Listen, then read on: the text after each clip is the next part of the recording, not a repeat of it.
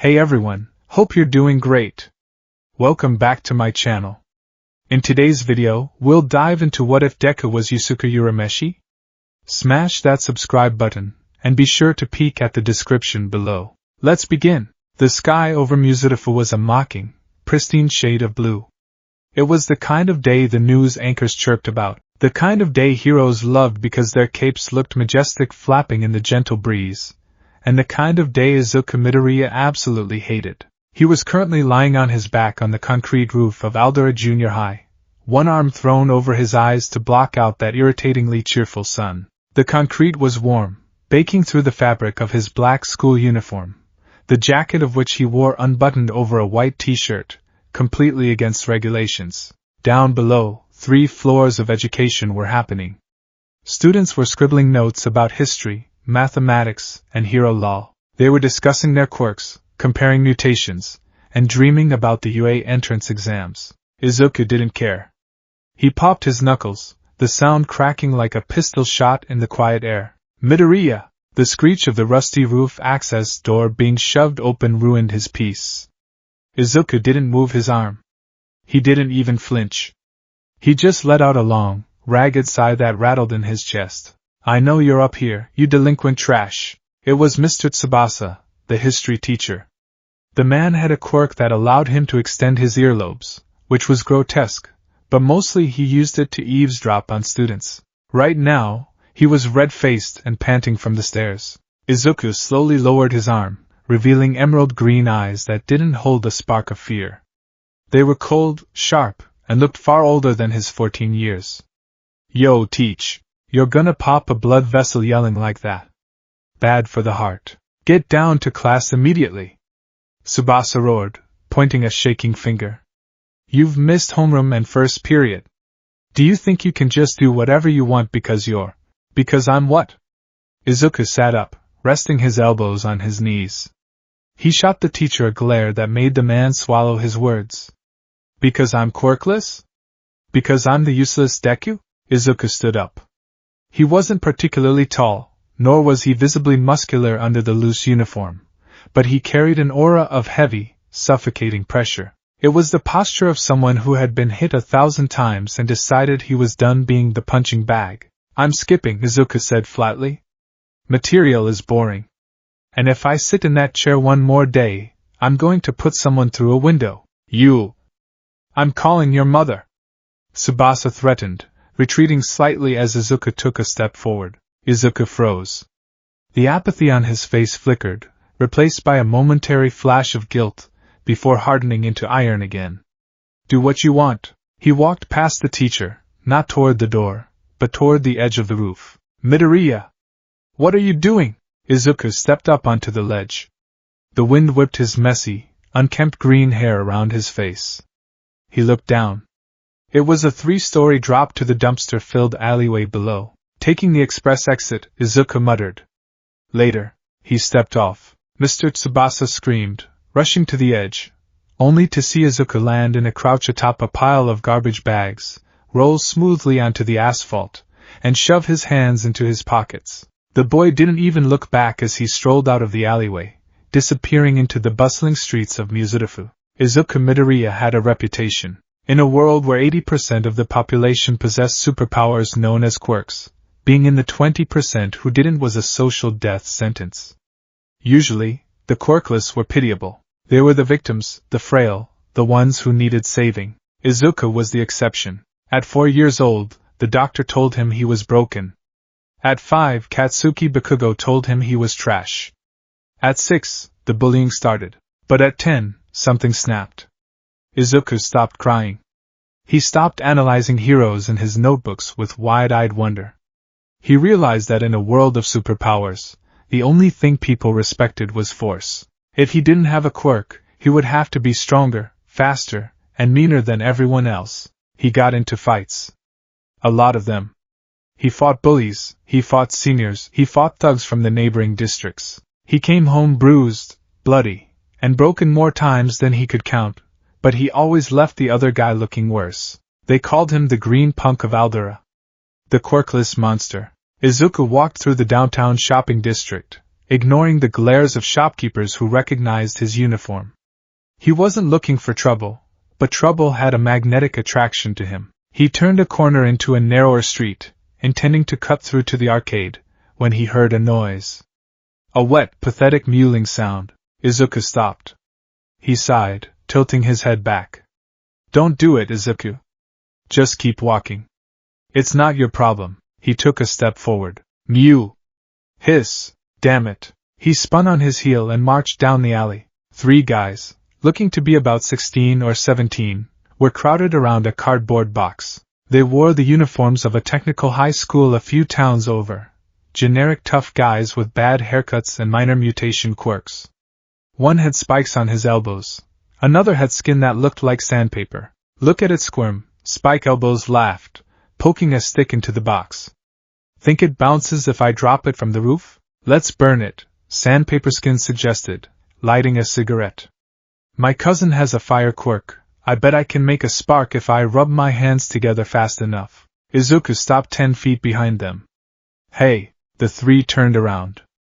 They saw a middle schooler with messy green hair, hands in his pockets, looking bored. Get lost, Junior, Sandpaper sneered. Grown-ups are talking. I see 3 pieces of trash and a cat, Izuku deadpanned. No grown-ups here. The third guy, a tall lanky teen with extendable fingers, cracked his knuckles. You got a death wish, kid? Do you know who we are? No, Izuku said, taking one hand out of his pocket to scratch the back of his neck. And I don't care. Step away from the cat. Or what? Spike Elbows stepped forward, grinning. You gonna cry for a hero? There ain't no heroes down here. Good, Izuku said. A dark grin spread across his face, a terrifying expression that didn't reach his eyes. That means I don't have to hold back. Spike Elbows lunged. It was a sloppy attack, reliant entirely on the intimidation factor of the bone spikes protruding from his arms. He expected the kid to flinch. Izuku didn't flinch. He stepped inside the guard. Before the thug could register the movement, Izuku's fist buried itself in the guy's solar plexus. It wasn't a superhero punch. It was a street brawl gut check, compact and vicious. The air left the older boy's lungs with a wheeze, his eyes bulging. Izuku grabbed the back of the thug's head and slammed his knee into the guy's nose. Crunch. Spike Elbows hit the ground, out cold before he touched the pavement. The other 2 froze. They looked at their fallen leader, then at the quirkless middle schooler who was shaking out his hand. That felt solid, Izuku muttered. He looked at the other 2. Well? Are we dancing or are you running? Get him! Sandpaper roared. He charged, swinging wild haymakers. His skin was rough enough to tear flesh on contact. Izuku ducked under a wide swing, the rough skin grazing his cheek and drawing a line of blood. He ignored the sting. He pivoted on his back foot, using the momentum to drive a hard kick into the back of the guy's knee. The thug buckled. Izuku followed up with a stiff uppercut to the jaw that snapped the guy's head back.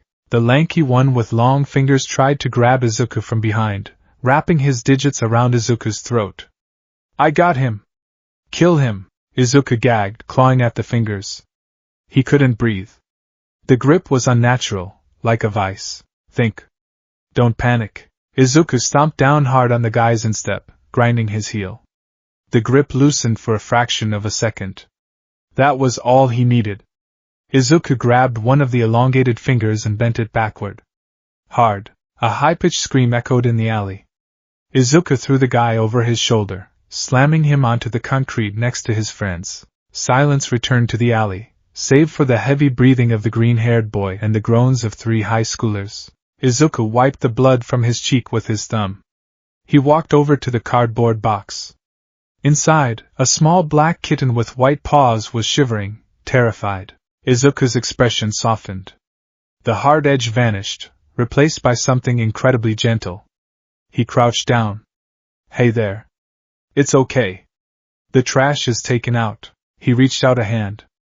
The kitten hissed initially, but upon sniffing Izuku's fingers, which smelled of sweat and ozone, it licked him. You're a tough one, huh? Izuku whispered. He picked up the kitten and tucked it into his open uniform jacket. Go find somewhere safe. I can't keep you. My mom would freak. He set the kitten down near the fire escape of a restaurant where he knew they left scraps. As the cat scurried away, Izuku stood up and lit a cigarette. No, wait, he didn't smoke. He just reached into his pocket and pulled out a lollipop. Strawberry flavor. He unwrapped it and stuck it in his mouth. Midoriya! The voice was like a thunderclap. An explosion echoed at the mouth of the alley. Izuku stiffened. He didn't turn around immediately. He crunched the lollipop. Can't a guy get 5 minutes of peace? Standing at the entrance of the alley was a boy with ash-blonde spiky hair, wearing the same uniform but with his pants sagging low. His hands were smoking, little pops of nitroglycerin sparking in his palms. Behind him were 2 lackeys, looking nervous. Katsuki Bakugo. The king of Aldera. I heard you were skipping, you damn nerd, Bakugo growled, stalking forward. The unconscious bodies of the high schoolers didn't even register to him. And then I hear you're fighting extras on my turf? Your turf? Izuku turned around, hands back in his pockets. I didn't see your name on the dumpster, Kaken. Though you do smell like it sometimes. Bakugo's eye twitched. What did you say, Deku? You heard me. This was their ritual. For years, Bakugo had tried to beat Izuku into submission, to force him to accept his place as a stepping stone. But Izuku was the one stone that refused to be stepped on. He was the pebble in Bakugo's shoe that wouldn't go away. You think you're tough because you beat up some weaklings? Bakugo shouted, lunging forward with an explosion-propelled right hook. Izuku didn't dodge this time. He crossed his arms, taking the brunt of the blast. Boom! Smoke filled the alley. Izuku slid back 3 feet, his uniform jacket scorched, his arms smoking. It hurt. It hurt like hell. But he gritted his teeth and locked eyes with Bakugo through the smoke. Is that all? Izuku taunted. Don't look down on me. Bakugo screamed. He swung again, a left hook. Izuku caught Bakugo's wrist. It was a move that shouldn't have been physically possible. Bakugo had the strongest quirk in the district. Izuku had nothing. And yet, for a second, they were deadlocked. Izuku's grip was iron. Bakugo's red eyes widened. He felt it again. That weird pressure. Whenever he fought Deku lately, it didn't feel like fighting a normal person. It felt like standing next to a static charge TV screen. The air around the nerd felt heavy. Let go! Bakugo set off an explosion point blank in Izuku's grip. Izuku was forced to release him, shaking his burned hand. You're annoying, Kaken. Why won't you just stay down? Bakugo panted, steam rising from his palms. Why do you keep acting like you can stand on the same stage as me? You're quirkless. You're nothing. Maybe, Izuku spat, looking at his burned palm. But I'm not gonna let you win just because you were born lucky. Bakugo stared at him. There was frustration in the blonde's eyes, but also something else. Confusion? Respect? It was buried deep under layers of anger. TCH. Bakugo straightened up, shoving his hands in his pockets. You're boring me today, Deku. You look like crap. Go home and cry to your mommy. Run away then, Izuku retorted. I'm not running! Bakugo yelled over his shoulder as he walked away. I just don't want to get suspended before the UA entrance exam for killing a bug like you. Don't die in a gutter somewhere. Izuku watched him go. Once Bakugo was out of sight, Izuku slumped against the brick wall, sliding down until he hit the ground. He clutched his burned arm, his face twisting in pain. Damn it, he whispered. He's getting stronger. Izuku looked up at the strip of blue sky between the buildings. He was tired. So tired. He was fighting a war he couldn't win, against a world that had decided his value at birth. By the time Izuku got home, it was late afternoon. The apartment was quiet. I'm home, he called out, toeing off his shoes. Inko Midoriya rushed out of the kitchen. She looked smaller these days, perpetually worried. Izuku! The school called. They said you skipped classes again and oh my god, your face. Your clothes. She reached out to touch the bandage on his cheek, which he had applied himself in a public restroom, and the scorch marks on his jacket. Izuku pulled away gently. It's nothing, Mom. Just fell. You didn't fall. You were fighting again. Inko cried, tears welling up in her eyes. Izuku, please. Why do you do this? You're going to get yourself killed. You're not invincible. I know, he wanted to say. I know I'm weak. That's why I have to fight. I'm fine, he said instead, his voice rough. Leave me alone. Izuku, wait. I made katsudon. I'm not hungry. He walked past her into his room and shut the door. He leaned against the wood, listening to his mother sobbing softly on the other side. Izuku slid down the door, burying his face in his hands. He hated this. He hated making her cry. But he didn't know how to be the son she wanted. The sweet, innocent Izuku died the day the doctor told him he was quirkless. The only thing left was this angry, hollow shell that only felt alive when a fist was flying at his face. I'm sorry, Mom, he whispered to the empty room. He grabbed his bag. He couldn't stay here. The guilt was suffocating. Izuku wandered the streets of Mizurufu as the sun began to set. The city was bathed in orange and purple hues. The shadows stretched long and thin. He found himself near the riverbank, a place where kids often played. He sat on the grassy slope, watching the water flow. It was peaceful. He pulled a notebook out of his bag. It wasn't his old hero analysis for the future journals. He had burned those years ago. This one was just a sketchbook. He drew the river. He drew the skyline. He drew the stray cat from earlier. Hey! Pass it here! Izuku looked up. On the road above the embankment, a young boy, maybe 6 or 7, was playing with a soccer ball. He was laughing, chasing the ball as it bounced along the sidewalk. Izuku watched, a faint, wistful smile touching his lips. He remembered being that young. He remembered smiling like that. The ball took a bad bounce. It skittered off the curb and rolled into the street. I got it! The kid yelled, chasing after it. Izuku's eyes shifted. The traffic light down the road had turned red, but a truck was barreling down the lane, not slowing down. The driver was looking backward, shouting into a phone. He was wearing a mask. A villain? A robber fleeing a scene? It didn't matter. The truck was massive. The kid was tiny. The kid was in the middle of the street, bending down to pick up the ball. He looked up. The headlights were blinding. Time seemed to slow down. Izuku saw the frozen terror on the child's face. He saw the truck driver finally turn his head, eyes widening in panic, slamming on the brakes. But it was too late. The momentum was too great. Izuku didn't think about his lack of a quirk. He didn't think about his mother crying at home. He didn't think about Bakugo or Yue or his reputation as a delinquent. His body just moved. He was fast. Faster than he had ever been in a fight. He vaulted over the guardrail, his sneakers gripping the asphalt. He sprinted. Move! He reached the kid just as the grill of the truck loomed like a wall of steel. Get back! Izuku screamed. He shoved the boy. He put every ounce of his limited strength into the push, sending the child flying toward the safety of the sidewalk. The boy tumbled onto the grass, safe. Izuku turned his head. The truck filled his vision. There was no pain. Just a massive, earth-shattering impact. The world spun violently, sky, asphalt, truck, sky, and then darkness. Hey! Hey, kid! Wake up. The voice was cheerful. Annoyingly so, Izuku groaned. He felt light. Weightless. 5 more minutes, Mom, he mumbled. I'm not your mom, unless your mom is incredibly cute and thousands of years old. Izuku snapped his eyes open. He was floating. Literally floating. He looked down. Below him, a crowd had gathered on the street. Police sirens were wailing in the distance. There was a crushed truck, steam hissing from its radiator. And there, lying in a pool of red on the asphalt, was a body. It was a boy in a black school uniform.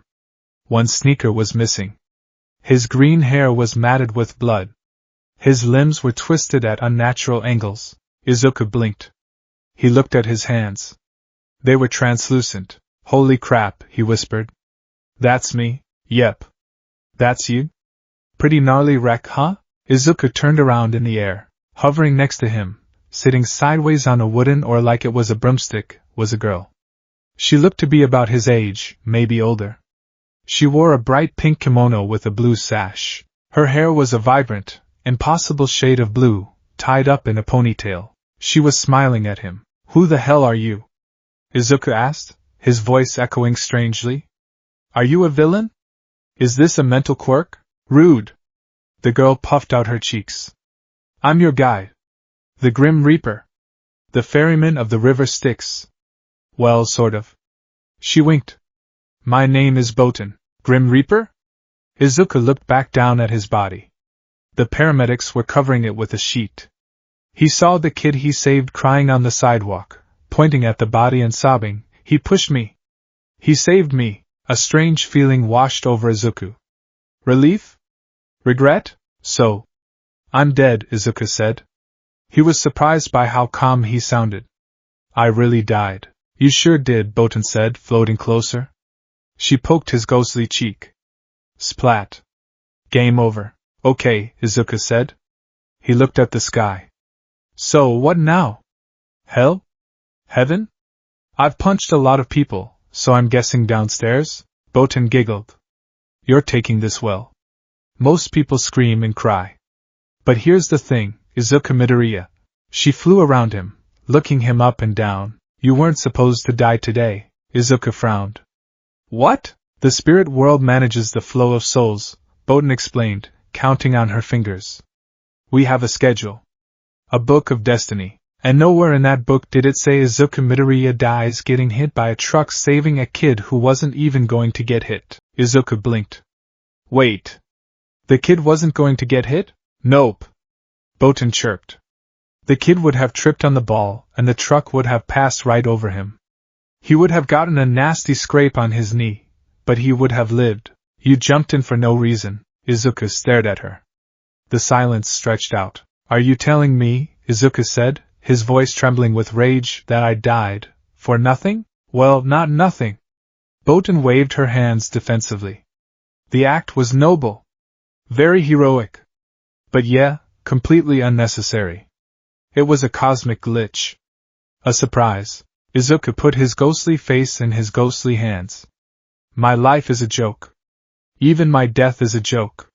Useless Deku to the very end. Hey, don't be like that. Botan patted his shoulder. It felt cold. Because it was such a surprise, the spirit world is in a bit of a bind. We don't have a place for you. You were a delinquent, skipping school, fighting, disrespecting teachers, so you were headed for, well, not the nice place. But you died performing an act of ultimate self-sacrifice. She leaned in close, her eyes sparkling. So King Enma's son, Koenma, has a proposition for you. A proposition? A second chance, Botan said. A trial. If you pass, you come back to life. Izuku looked down at the scene below. He saw a woman running through the police tape. It was Inko. She fell to her knees beside the covered body, her scream tearing through the air. It was a sound of pure, shattered heartbreak. Izuku felt a pang in his chest that hurt more than the truck impact. Mom, he looked at Botan. The apathy was gone. The delinquent mask was gone. His eyes burned with determination. Tell me what I have to do, Izuku said. Botan grinned, twirling her oar. That's the spirit. Literally. Hop on, green punk. We're going to see the boss. She offered him a hand. Izuku took it. By the way, he asked as she pulled him onto the oar.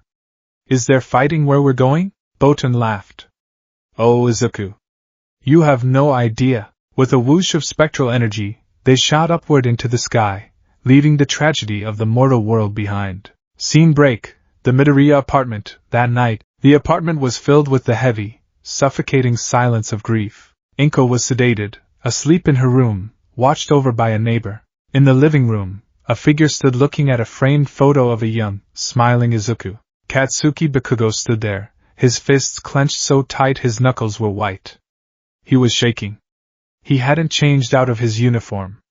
He still smelled like smoke and sweat. Stupid nerd, Bakugo whispered, his voice cracking. He picked up the photo. A tear hit the glass.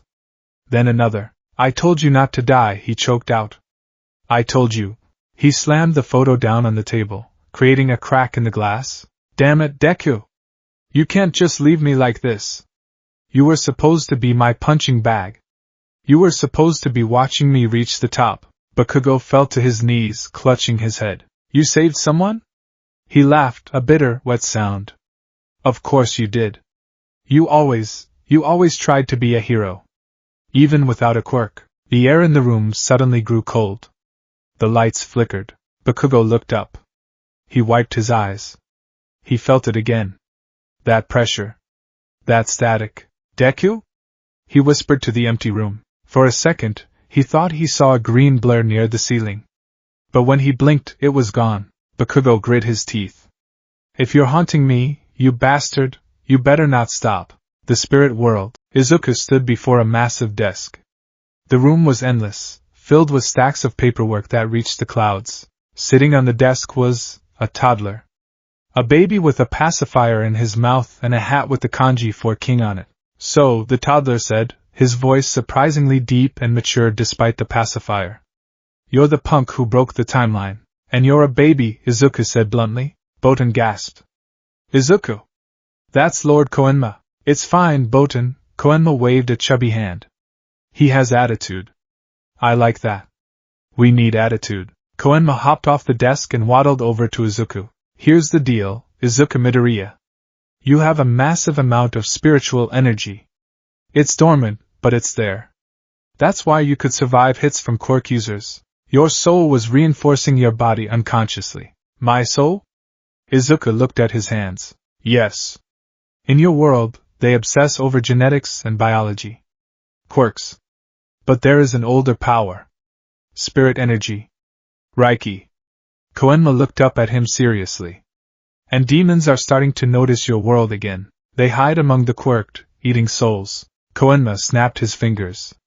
A large, blue egg appeared in Izuku's hands. This is a spirit beast egg, Koenma explained. You will take this back to the human world as a ghost. Your actions, your feelings, and the energy you emit will feed it. If I do good deeds? Izuku asked. It will hatch into a beast that will help you return to your body. And if I'm a jerk? It will hatch into a monster and eat your soul. Permanent death. No heaven, no hell. Just non-existence. Izuku stared at the egg. It pulsed with a faint heartbeat. High stakes, Izuku muttered. He smirked. I like it. There is one more thing, Koenma said. If you succeed, if you come back to life, I have a job for you. Being a delinquent is fine, but how would you like to be a detective? A spirit detective? Izuku raised an eyebrow. Protecting the human world from the supernatural. Fighting demons. Bashing heads. Koenma grinned around his pacifier. Izuku thought about the helpless feeling of being quirkless. He thought about the look on Bakugo's face when he realized Izuku wouldn't stay down. He thought about the kid he saved. Fighting demons, huh? Izuku shifted the egg to one arm and made a finger gun with his free hand. He didn't know why, it just felt right. Bang, he whispered. I'm in. The waiting room of the spirit world did not have magazines. It did not have a water cooler. It did not even have uncomfortable plastic chairs. Instead, it had clouds, endless, rolling banks of cumulus that stretched out into a twilight infinity, bathed in a perpetual, eerie violet glow. And it had a very bored, very dead teenager floating in the middle of it. Izuku Midoriya stared at his hands. They were translucent, shimmering with a faint blue outline. If he concentrated, he could make them look solid, but the moment his focus drifted, they went fuzzy, like a TV channel losing signal. So, Izuku said, his voice echoing in the void. I'm dead. I'm a ghost. And I'm currently being babysitted by a girl on a flying stick and a toddler who runs the afterlife. Boten, who was currently doing loop-de-loops on her or a few hundred feet away, swooped down. It's an oar, Izuku. The oar of the ferryman. Show some respect for the tools of the trade. Right. The oar, Izuku deadpanned. He crossed his legs in midair, adopting a meditation pose he'd seen in a manga once. How long do I have to wait here? I have a funeral to attend. My own. Patience is a virtue, green punk, Boten chided, landing lightly on a particularly dense cloud. Lord Koenma is preparing the artifact. It's a very delicate procedure. Delicate? Izuku scoffed. He's a baby. He's probably napping. I heard that. The booming voice came from everywhere and nowhere. The clouds parted, revealing the massive mahogany desk of King Enma's son, Koenma. The toddler prince was sitting atop a stack of paperwork that was taller than a skyscraper, looking down at Izuku with a pacifier firmly planted in his mouth. I am not napping, Koenma declared, his voice deep and resonant, completely at odds with his chubby cheeks. I was calibrating the spirit beast egg. Do you have any idea how much paperwork is involved in an unscheduled resurrection? You've ruined my weekend, Midoriya. Sorry to inconvenience you with my death, Izuku muttered, floating closer. Next time I save a kid, I'll check your schedule first. Koenma narrowed his eyes. Sarcasm will not help your case. But your spirit energy, that might. Koenma snapped his fingers. A flash of golden light erupted from the center of the desk. When the spots cleared from Izuku's vision, he saw a large, heavy-looking egg resting there. It was pale blue with pulsating golden veins running through it, roughly the size of a basketball. This, Koenma said, pointing a tiny finger, is your lifeline. Izuku drifted closer, inspecting it. It hummed. A low, thrumming vibration that he could feel in his phantom teeth. It looks like something a radioactive ostrich would lay. It is a spirit beast egg, Koenma explained. It feeds on the energy of the soul holding it. Specifically, the energy generated by your actions and your heart. My heart? Izuku raised an eyebrow. I thought I didn't have one anymore. Stopped beating and all that. Metaphorically, you dimwit, Koenma sighed. Here are the rules. Listen closely, because I'm only going to say this once. You will take this egg back to the human world. You will remain there as a ghost. You must perform good deeds. You must help people. You must show genuine altruism. Okay, Izuku said slowly. Basically, be a hero. I can do that. There's a catch, Botan interjected, her face serious for the first time. Koenma nodded. Indeed. The egg is a mirror. If you perform good deeds, it absorbs positive spirit energy. It will hatch into a holy beast that will guide your soul back into your body, resurrecting you. However, Koenma leaned forward, the shadows around him deepening. If you give in to despair, anger, hatred, or evil, the egg will absorb negative spirit energy. Izuku swallowed. And if it absorbs too much negative energy, it will still hatch, Koenma said darkly. But it will hatch into a monster. A devourer. And the first thing it will eat is you. The silence that followed was heavy. Izuku looked at the egg. It suddenly looked less like a lifeline and more like a time bomb. So, Izuku said, forcing a grin that didn't reach his eyes. If I screw up, I don't just stay dead. I get eaten by my own bad vibes. That's metal. It is the only way, Koenma said, hopping down from his paperwork throne. Your death was an anomaly. The universe has already closed the door on Izuku Midoriya. To pry it back open requires a massive surge of positive energy. You have to prove that the world needs you back. Koenma picked up the egg and tossed it. Izuku scrambled in the air, flailing his arms to catch it. He bobbled it twice before hugging it to his chest. It was warm.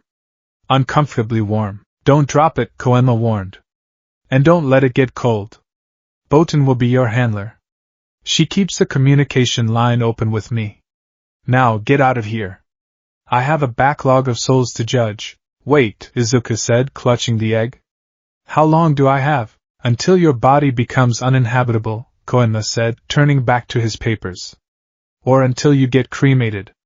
Whichever comes first. I suggest you hurry. Izuku paled. Cremated? Botan grabbed Izuku by the back of his spectral uniform. Time to go, detective. Next stop, Musutafu. With a scream that trailed off into the distance, Izuku was yanked downward, plummeting through the clouds, clutching the golden egg for dear life. The wake, returning to the human world, was a jarring experience. One moment, he was in the violet haze of the spirit world. The next, he was standing in his own living room. The apartment was dim. The curtains were drawn. The air smelled of incense and stale sorrow. Izuku stood in the corner, the egg tucked under his arm. He looked around. It was the same apartment he had left that morning, but it felt alien. The color seemed drained from the walls. In the center of the room, a small altar had been set up. A photo of him, one from his middle school entrance ceremony, where he was smiling awkwardly, was framed in black ribbon. Incense sticks burned slowly, their smoke curling into the stagnant air, and there was his mother. Inko Midoriya was sitting on the floor in front of the altar. She wasn't moving. She wasn't crying, not anymore. She was just existing.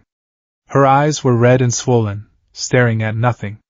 She looked tiny, frail. Like a breeze could blow her away. "Mom," Izuku whispered. He stepped forward. He reached out a hand to touch her shoulder. His fingers passed through her cardigan like smoke. Inko shivered.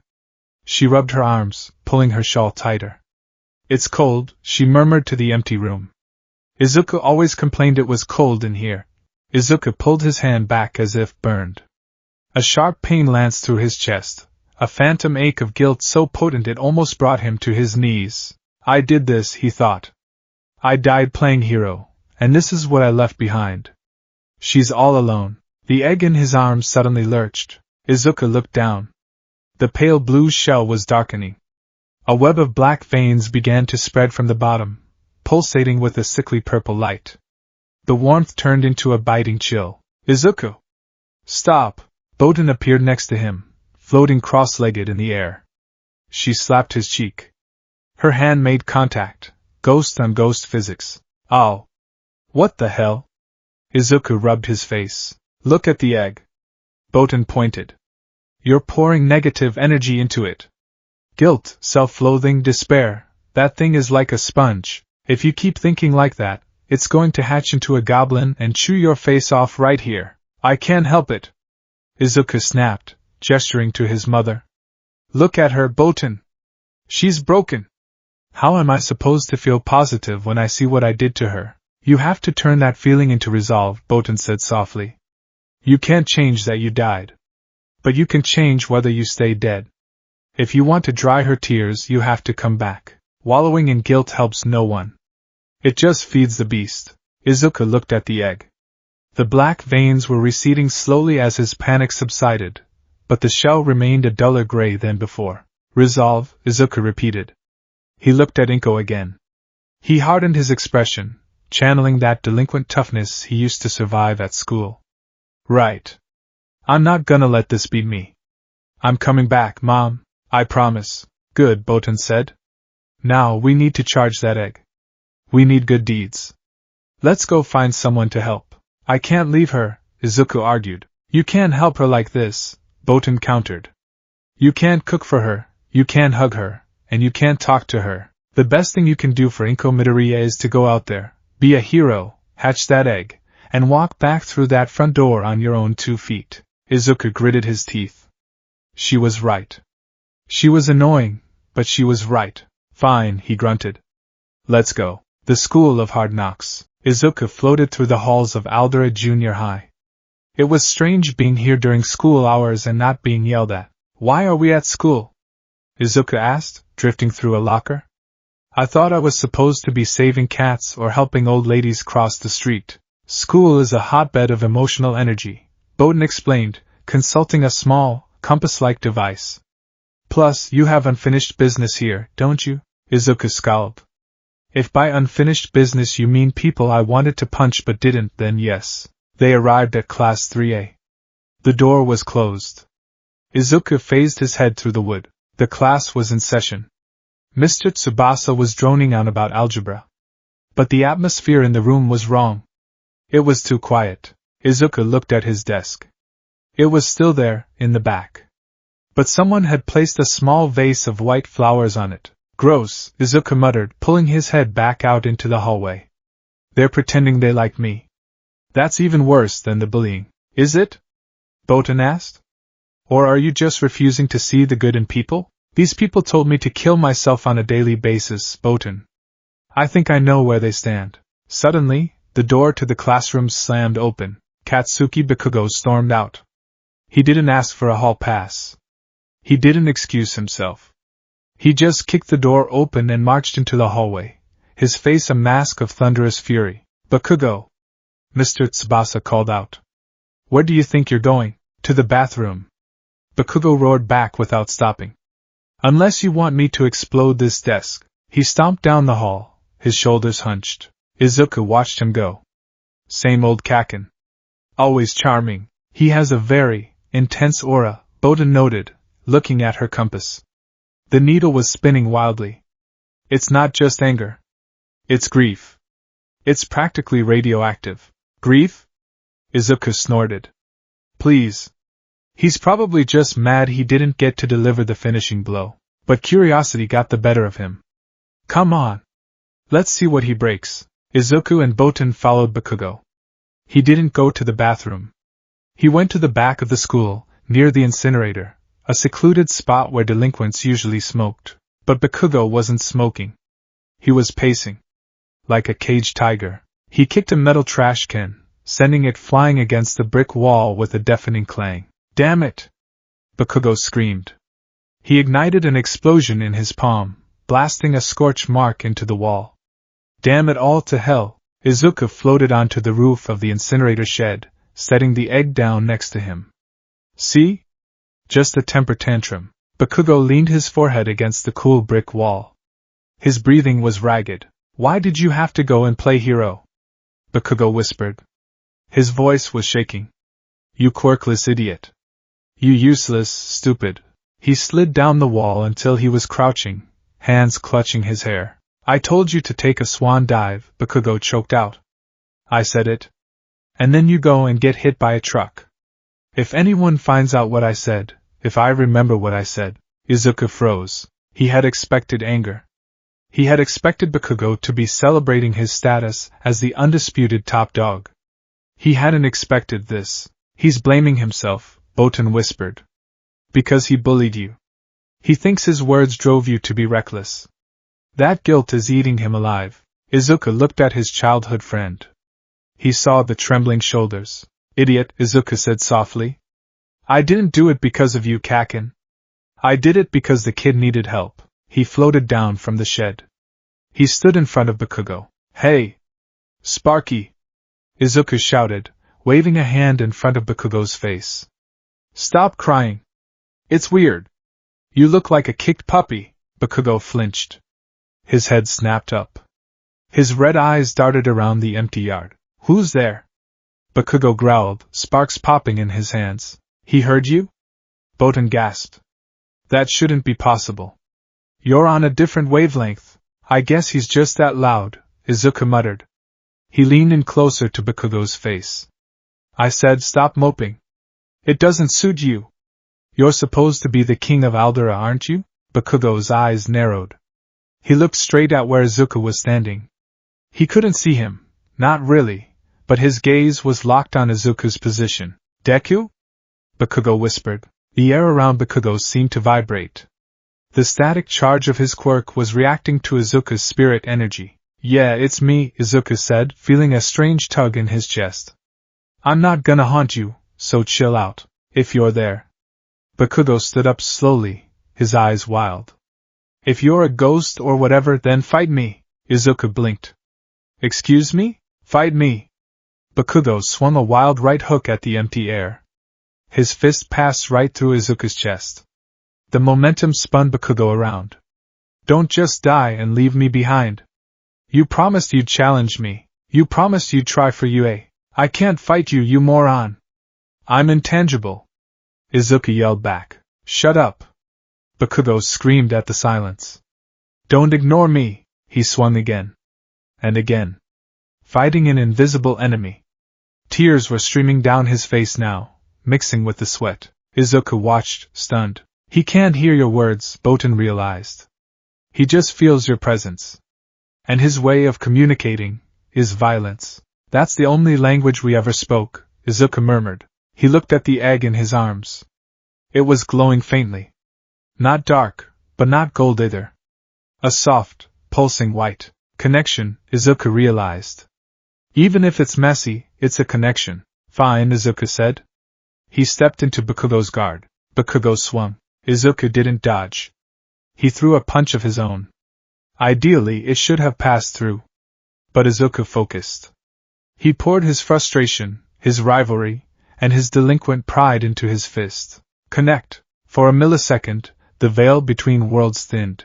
Thwack. Izuku's spectral fist connected with Bakugo's cheek. It wasn't a hard hit, more like a slap with a wet towel, but it made contact. Bakugo stumbled back, eyes wide, clutching his cheek. The spot was cold, freezing cold. You! Bakugo stared at the empty space. A twisted, relieved grin broke across his face. You hit like a girl, Deku. Shut up, Izuku smiled, though Bakugo couldn't see it. You leave your chin wide open. Bakugo wiped his face. He seemed to calm down. The manic energy dissipated, leaving him exhausted. I'm gonna be the #1 hero, Bakugo said to the air. And when I do, I'll make sure everyone knows I was better than you. So don't go to hell yet. Watch me. He turned and walked back toward the school building, his hands in his pockets. That went well, Botan said, hovering over Izuku. In a dysfunctional, aggressive sort of way. That's us, Izuku said. He looked at the egg. It had turned a pale, pearlescent yellow. Hey! It changed color. Good!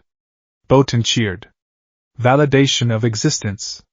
Resolving emotional baggage. That's good energy. But we need more. We need a big good deed to fully hatch it. Izuku looked at the setting sun. Let's go back to Mom's. I have a bad feeling. The arsonist. Night had fallen over Muzurifu. The streetlights flickered with a rhythmic buzz. Izuku sat on the railing of the balcony outside his apartment. Inside, the lights were off. Inko had finally fallen asleep on the sofa, clutching one of Izuku's old All Might hoodies. It's peaceful, Botan said, sitting next to him. Yeah, Izuku said. He was stroking the egg, keeping it warm. It's quiet. Too quiet. Down on the street, a shadow moved. Izuku's eyes, sharpened by his years of watching out for ambushes, snapped to the movement. A man was skulking near the entrance of the apartment complex. He wore a hooded raincoat and carried 2 heavy jerrycans. Who's that? Izuku narrowed his eyes. The man looked up. Under the hood, Izuku recognized the face. It was the thug with the sandpaper skin, the one he had beaten up the day he died. The one whose cousin had a fire quirk. Wait. No. This wasn't the sandpaper guy. This was the cousin. The one they mentioned. He looks like he's up to no good, Botan said. The man sneaked around the side of the building, toward the external gas mains. He began pouring the liquid from the cans onto the pipes and the piles of trash near the back door. Gasoline, Izuku realized. Horror washed over him cold and fast. He's going to torch the building. Why? Botan gasped. Revenge? Looting? Because he's a psychopath? Does it matter? Izuku stood up on the railing. We have to stop him. He leaped off the balcony, floating down 3 stories in seconds. Hey! Stop! Izuku yelled, running at the man. The arsonist didn't hear him. He finished pouring the gas. He pulled out a lighter. He grinned, revealing yellow teeth. This is for my cousin, you little green-haired punk. Heard your mom lives here all alone now. Maybe she has some jewelry worth stealing once the smoke clears. Don't you dare! Izuku swung a fist at the man's head. His hand passed straight through the man's skull. The man shivered. Weird draft. He flicked the lighter. No! The flame caught the gasoline. Whoosh! A wall of fire erupted instantly, climbing the side of the building, licking at the gas mains. The heat was intense, distorting the air. Fire! Izuku screamed, looking up at the apartment complex. Mom! M.O.M. He flew upward, phasing through the wall into the living room. Mom! Wake up! Inko was stirring, coughing. Smoke was already seeping under the door. The fire alarm blared, a piercing, shrieking sound. Izuku? Inko murmured, dazed. She sat up, seeing the orange glow outside the window. Fire? She stood up, but she stumbled. The grief and lack of food had left her weak. She fell to her knees, coughing violently. Get up! You have to get out! Izuku screamed, trying to grab her arm. His hands passed through her. He couldn't grip her. He couldn't lift her. It's no use. Botan flew in through the window. You can't move physical objects of that weight. The poltergeist effect isn't strong enough. So what do I do? Izuku yelled, panic rising in his throat. The egg in his arms was vibrating violently, flashing red and black. I can't let her die. Not after I died. That's not fair. The fire shattered the glass of the balcony door. Flames licked the curtains. The heat was unbearable. Inko curled up on the floor, overwhelmed by the smoke. Someone! Izuku flew through the wall, out onto the street. Anyone! Help! The arsonist was running away down the alley. People were looking out of their windows, calling the fire department, but they were too far away. Then, an explosion. Boom! A figure launched itself from a neighboring rooftop, propelled by blasts of light. Bakugo. He lived 2 blocks over. He must have seen the smoke. Bakugo landed on the pavement, skidding to a halt. He looked up at the burning building, Deku's place. Bakugo's eyes widened. Auntie Inko, Kaken! Izuku flew right in front of him. She's inside. 2nd floor. She's passed out. Bakugo couldn't hear the words, but he felt the chill. He felt the desperation. Out of my way! Bakugo roared at the gathered crowd. He charged toward the burning entrance. Kid, don't! It's too dangerous! A bystander yelled. Bakugo ignored them. He blasted the front door off its hinges and ran into the inferno. Izuku followed him. The stairwell was a chimney. Smoke was thick, black, and poisonous. The heat was melting the plastic light fixtures. Bakugo coughed, pulling his shirt over his nose. He blasted debris out of his way, but the fire was spreading fast. The gas main was groaning. Auntie! Bakugo yelled. He reached the 2nd floor. The door to the Midoriya apartment was jammed by a fallen beam. Die! Bakugo screamed, hitting the beam with an explosion. It splintered but didn't move enough. He hit it again. His hands were blistering from the overuse and the ambient heat. He squeezed through the gap. Inko was on the floor, unconscious. I got you, Bakugo wheezed. He grabbed her arm. He tried to pull her, but then the ceiling above them groaned. A massive support beam, wreathed in flame, crashed down between Bakugo and the exit. It blocked the path. Bakugo coughed violently. He fell back. The smoke was getting to him. His vision blurred. Damn it, Bakugo rasped.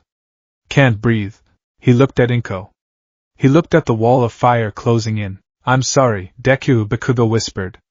I'm too weak. Izuku hovered over them. He saw Bakugo failing. He saw his mother dying. The egg was burning his chest. It felt like it was cracking. No, Izuku said. No, no, no. Izuku! Botan yelled. There's one way. But it's dangerous. It could kill you both. Tell me. Possession. Botan shouted. Synchronize with him. Your soul energy is compatible. You have a bond. If you enter his body, you can lend him your spirit energy, but if you aren't in sync, his soul will reject you and burn you out of existence. Compatible? Izuku looked at Bakugo. The bully. The rival. The friend. We've been fighting since we were 5, Izuku said. We're compatible enough. Izuku clutched the egg tight to his chest. He dove. Kaken! Move your ass! Izuku slammed into Bakugo's back. The fusion. The world turned white. For Bakugo, it felt like being dunked into a bucket of ice water in the middle of a volcano. The heat vanished, replaced by a cool, electric surge that ran through every nerve ending. His mind, which had been fading into the gray fog of smoke inhalation, snapped into razor-sharp clarity, and he heard a voice. Not from the outside, but from the inside. Get up, you spiky-haired bastard! Bakugo's eyes snapped open. The red irises seemed to glow with a faint green luminescence. Deku? Bakugo said, but it was 2 voices layered over each other. He stood up. The pain in his hands was gone. The fatigue was gone. In its place was a wellspring of power he had never felt before. It wasn't just nitroglycerin. It was something deeper. Something ancient. Grab her, Izuku's voice commanded within his mind. I'll handle the barrier. Bakugo moved. But he moved with Izuku's fluidity. He scooped Inko up into his arms effortlessly. The flaming beam blocked their path. That's in the way, Bakugo/Izuku said in unison. Bakugo raised his right hand. He didn't open his palm for an explosion. Instead, he pointed his index finger. Focus energy to the tip, Izuku thought. Just blow it up. Bakugo thought. The energy's mixed. Bakugo's explosive sweat combined with Izuku's spirit energy. A small ball of light gathered at the fingertip. It was blue, wrapped in sparks of orange. Spirit gun! Bang! A beam of concentrated energy, thick as a tree trunk, erupted from the finger. It didn't just break the wooden beam, it disintegrated it. It punched a hole through the burning debris, through the wall, and out into the night sky, clearing a tunnel of safety. Bakugo stared at his finger. What the hell was that? Run now, ask later. Bakugo adjusted his grip on Inko and sprinted. He leaped through the hole, propelled by a blast of green-tinged fire from his feet. They soared through the air, clearing the burning building, and landed in the park across the street. Bakugo rolled, cradling Inko to protect her from the impact. He came to a stop on the cool grass. Paramedics were rushing over. We need a medic! Bakugo yelled. His voice was hoarse again. The green light faded from his eyes. He felt a sudden emptiness in his chest. A vacuum where a moment ago there had been a presence. Bakugo fell back onto the grass, panting. Get out of my head, nerd. The hatching. Izuku rolled onto the grass a few feet away. He was back in his ghost form. He was exhausted. He felt transparent, barely there. But he was smiling. We did it, he whispered.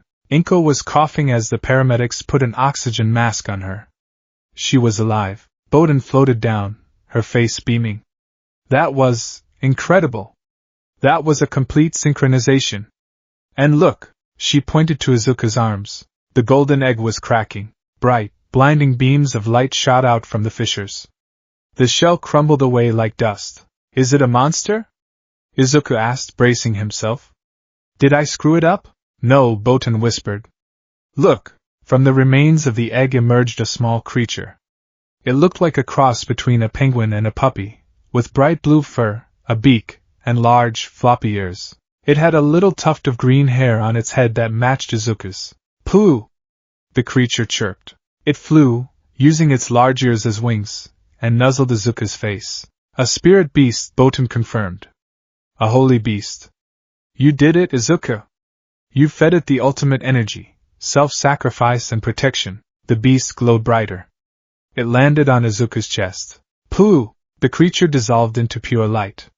The light didn't fade. It sank into Izuku. Izuku felt a warmth spreading through his spectral body. It was pulling him. Tugging him. What's happening? Izuku asked, his vision blurring. It's hatching! Boten cheered. Not the beast. You! The beast is guiding your soul back. Go, Izuku! Go back to where you belong. The world spun. The park, the fire, Bakugo, his mom, it all twisted into a vortex of color. Izuku closed his eyes and let go. The morgue. The room was cold. Stainless steel and tile. On a metal table, a body lay covered by a white sheet. It had been processed, cleaned, and was awaiting transport to the funeral home the next morning. Silence. Then, a finger twitched. A chest rose, drawing in a sharp, ragged breath. The boy on the table sat up violently, the sheet falling away. He gasped, his hands clutching his chest, his eyes wide and frantic. He looked at his hands. They were solid. He touched his face. He felt skin, warmth, pulse. He was wearing a white burial robe. Alive, he rasped. Welcome back, sleeping beauty. Izuku jumped, looking to his left. Boten was sitting on top of a filing cabinet, filing her nails. She winked at him. You cut it close, she said. Another hour, and they were going to embalm you. That would have been awkward to reverse. Izuku slid off the table. His legs were shaky, but they held him. He walked over to a mirror on the wall. He looked the same. Green hair, freckles. But there was something different in his eyes. A sharpness. A depth that hadn't been there before. He flexed his hand. He pointed his finger at the wall. He felt the energy there, humming beneath his skin, familiar now. So, Izuku said, turning to Boten. I'm back. Does this mean I'm done? Done? Boten laughed. She hopped off the cabinet and floated over to him. Oh no, Izuku. You just passed the entrance exam. She pulled a badge out of her kimono's sash and tossed it to him. He caught it. It was a heavy, metallic badge with the Spirit World emblem on it. Spirit Detective, Earth Division. Koenma is very impressed with that spirit gun stunt you pulled with the blonde kid, Botan grinned. He says you're hired? Permanent position. No benefits, terrible hours, and high risk of death. Again, Izuku looked at the badge. He thought of the demons hiding in the shadows. He thought of the fire. He thought of Bakugo's face when they fought together. He gripped the badge tight. When do I start? Botan pointed to the door. Right now. You have to explain to your mother why you're not dead. That might be the hardest mission yet, Izuku groaned, rubbing the back of his neck. Can I fight a demon instead? It sounds easier. Nope. Get moving, detective. Izuku Midoriya pushed open the heavy doors of the morgue and stepped out into the hallway. The green punk of Aldera was back. And this time, he was packing heat. The sensation of being alive was aggressive. That was the only way Izuku could describe it. Death had been floaty, cold, and monochromatic. It was a world of muted grays and violets, where sound traveled through cotton and gravity was a suggestion rather than a law. Life, by comparison, was an assault. It was the scratchy fabric of the white burial robe against his skin. It was the smell of antiseptic and ozone in the air. It was the thumping rhythm of his own heart, which felt slower, heavier, and infinitely more powerful than the fluttering bird that used to live in his chest. Izuku Midoriya stood outside the heavy double doors of the Muzutafu General Hospital's viewing chapel. He cracked his neck. Pop pop, you know, he muttered, glancing at the floating girl beside him. Walking into my own wake feels a little narcissistic. Do I have to make a speech? Botan bobbed in the air, looking invisible to everyone else in the hallway but vivid to him. She was filing her nails with a spectral emery board. It's standard procedure, Izuku. You can't just sneak back into society. You need a grand entrance. Besides, look at the bright side. Which is, you get to see who actually liked you, Izuku snorted. Short list. Mom. You. Maybe the cat. He reached for the door handle. His hand trembled slightly. Not from fear of what was inside, but from a strange surplus of energy. He felt like a coiled spring. The spirit beast energy he had absorbed was buzzing under his skin, looking for an outlet. Here goes nothing. The viewing room was dim, lit only by the soft glow of electric candles and the morning sun filtering through heavy drapes. The air was thick with the scent of lilies and incense, a smell Izuku would forever associate with headaches. It was a small gathering. Inko was there, of course. She was sitting in the front row, slumped over, looking so small that she seemed to be disappearing into her black dress. Her eyes were red, dry, and vacant. She had run out of tears hours ago. Beside her sat the Bakugo family. Mitsuki was rubbing Inko's back, her usually loud voice reduced to a soft murmur. Masaru looked uncomfortable, staring at his shoes. And then there was Katsuki. He wasn't sitting. He was standing by the wall, arms crossed, staring at the closed casket with a look of pure, unadulterated fury. He looked like he wanted to blow the casket up, just to prove there was nobody inside. A few teachers from Aldera were there, looking more obligated than sad. The principal was checking his watch. We are gathered here today, the officiant began, his voice droning and impersonal, to mourn the tragic and untimely loss of Izuku Midoriya. A boy who... The officiant paused, looking at his notes. He realized he didn't actually know anything about the boy other than quirkless. A boy who was full of potential. Liar, Bakugo growled under his breath. It was loud enough to echo in the silent room. Katsuki. Mitsuki hissed. He didn't have potential. Bakugo snapped, his voice cracking. He was a quirkless idiot who didn't know when to stay down. He was. Bakugo's hands smoked, small sparks popping. He was too stubborn to die. So why is he in a box? Because a voice cut through the tension. The double doors creaked open. Every head in the room turned. Izuku stood in the doorway. The white burial kimono hung loosely on his frame. His green hair was messy, unwashed, and defying gravity. He had a bandage on his cheek from where the truck had hit him, and another on his forehead. He leaned against the doorframe, hands tucked into the sleeves of the robe. Because the traffic was terrible coming back, Izuku finished. He offered a small, lopsided grin. Sorry I'm late. Did I miss the snacks? Silence.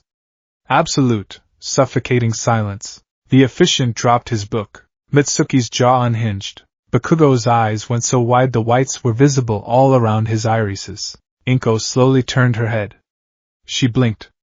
Once. Twice. Izuku? She whispered. Hey, Mom, Izuku said softly, stepping into the room. I told you I was just going for a walk. Ghost. The principal shrieked, diving behind a row of chairs. I'm not a ghost, Izuku sighed, walking down the aisle. He felt the gazes of everyone on him.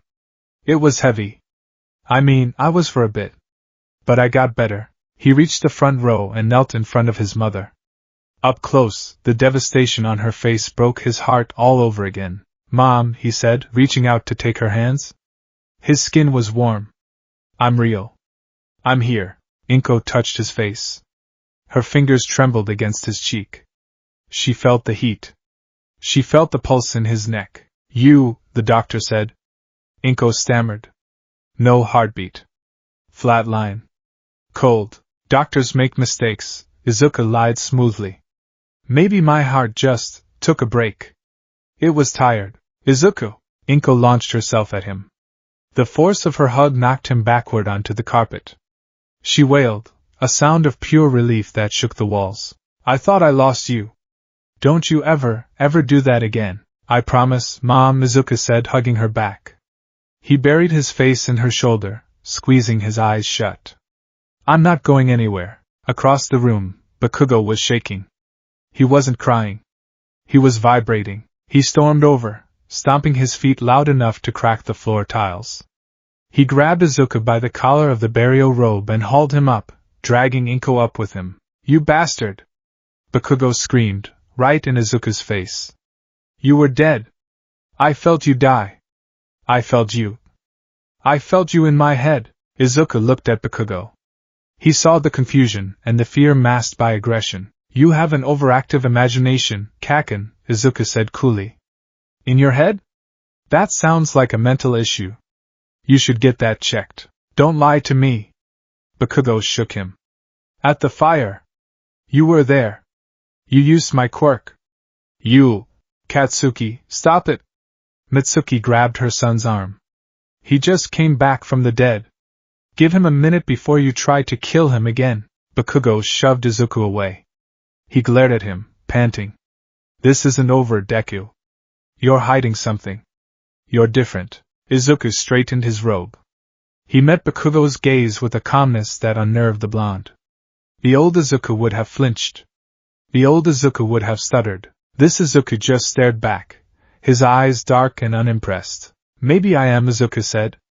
Dying changes a guy. You should try it sometime. Izuku! Inko gasped, joking. Mostly. Izuku looked around the room. Now, can we get out of here? This place gives me the creeps, and I'm starving. I could eat a horse. Or a katsudon. Preferably the katsudon. The aftermath, 24 hours later. The medical explanation was Lazarus syndrome. Spontaneous return of circulation after failed resuscitation. A miracle. 1 in a billion. The doctors poked him, prodded him, and ran blood tests. It's fascinating, Dr. Tsubaki muttered, looking at Izuku's chart. Your vitals are robust.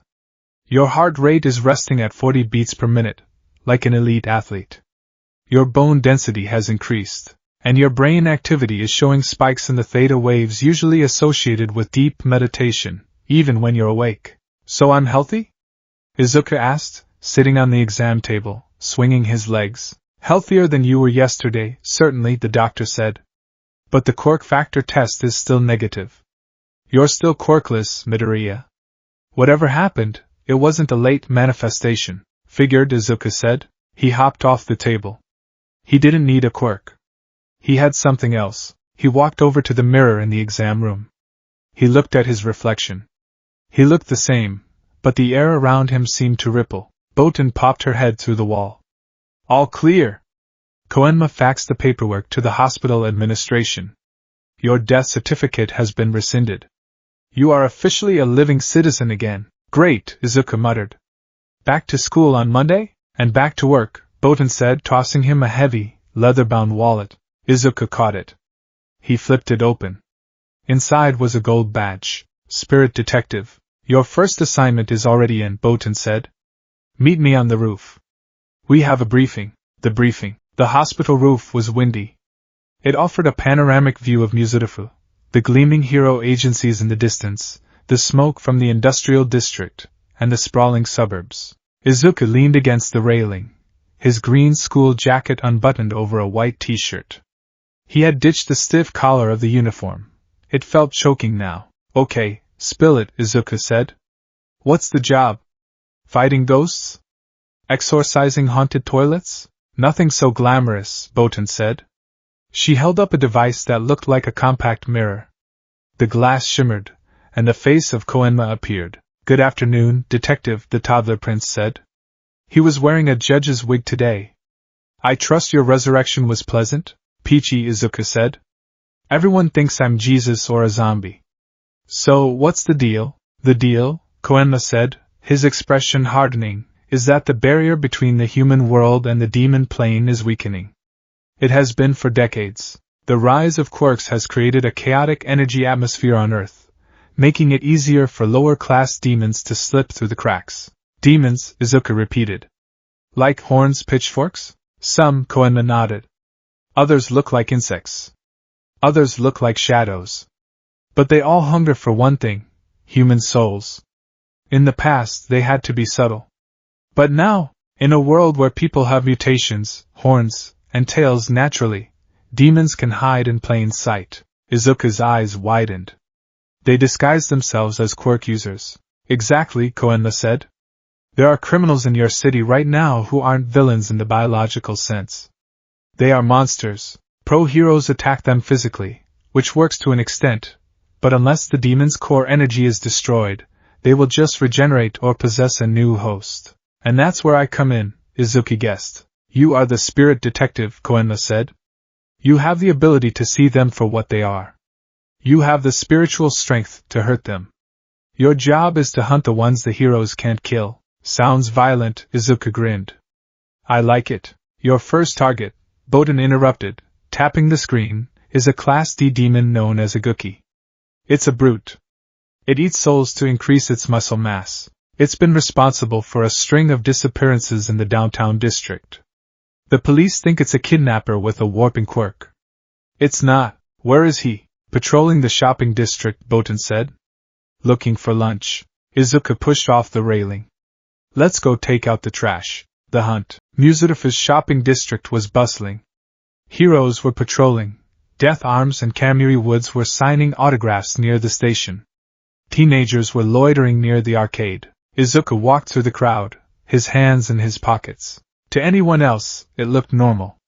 But to Izuku, the world was layered. He could see little blue wisps floating in the air, stray spirits. He could see the aura of people.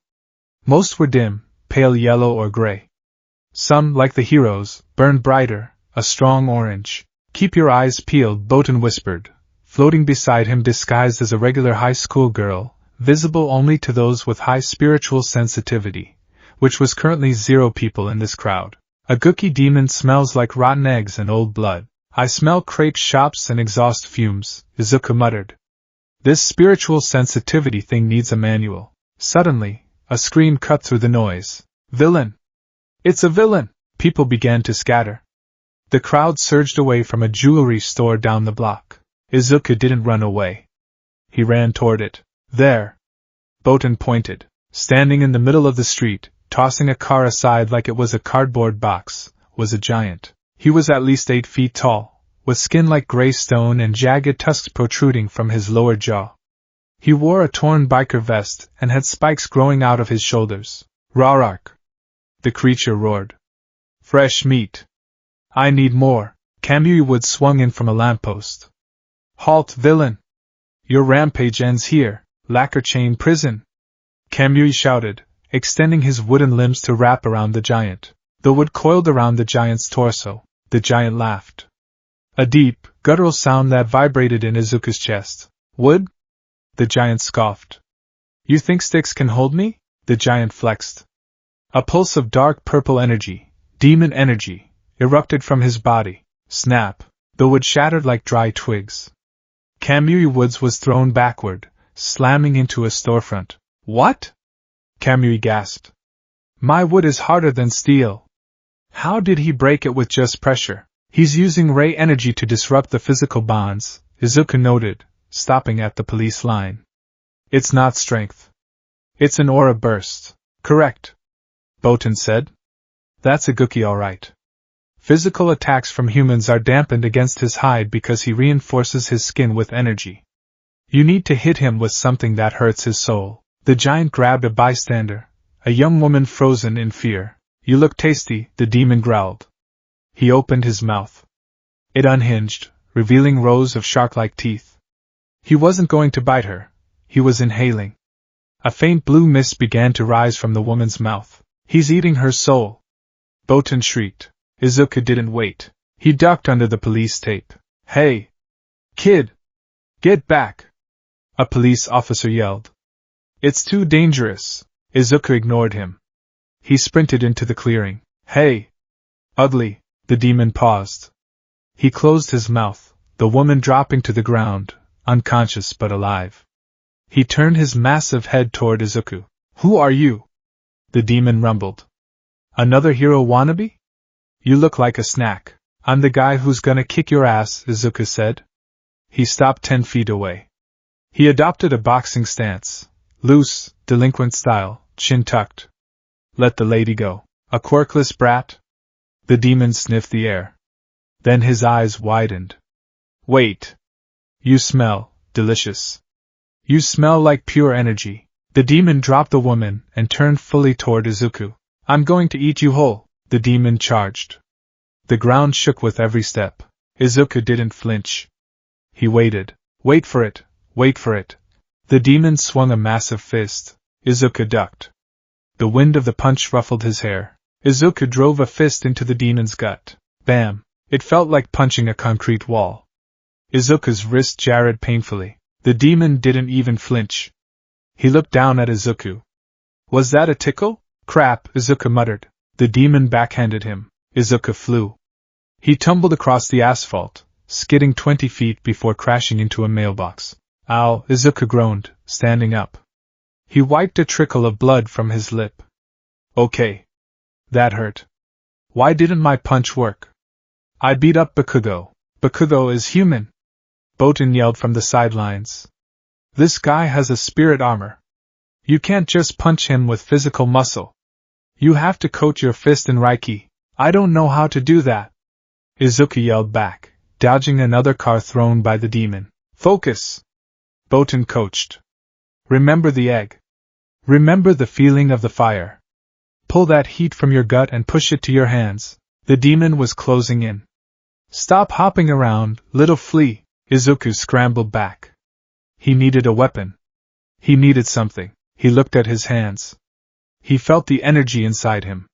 It was chaotic, swirling like a storm. Focus it, Izuku whispered. Like a bullet. He remembered watching old gangster movies. He remembered Yusuke Urameshi from the manga he used to read. Wait, did that manga exist here? No matter. He extended his right hand. He folded his middle and ring fingers, leaving his index finger pointing at the demon and his thumb cocked like a hammer. A gun? The demon laughed, looming over him. You're going to shoot me with a finger? Bang bang? Yeah, Izuku grit his teeth. Bang bang. He closed his eyes for a microsecond. He visualized the energy in his body, the raw, blue power. He grabbed it mentally and shoved it all down his arm, through his wrist, and into the tip of his index finger. His fingertip began to glow. A bright cyan light. The air around his hand distorted. A high-pitched whining sound, like a charging capacitor, filled the street. The demon stopped laughing. What? Spirit? Izuku muttered. He opened his eyes. They were glowing with the same cyan light. The demon lunged, panic setting in. Gun! Boom! It wasn't a laser. It was a concussive blast of solid spirit energy. A beam of blue light, thick as a telephone pole, erupted from Izuku's finger. The recoil was massive. It dug Izuku's heels into the asphalt, cracking the pavement beneath him. The blast hit the demon square in the chest. The demon didn't even have time to scream. The spirit gun tore through his spirit armor like paper. It lifted the 8-foot giant off his feet and launched him backward down the street.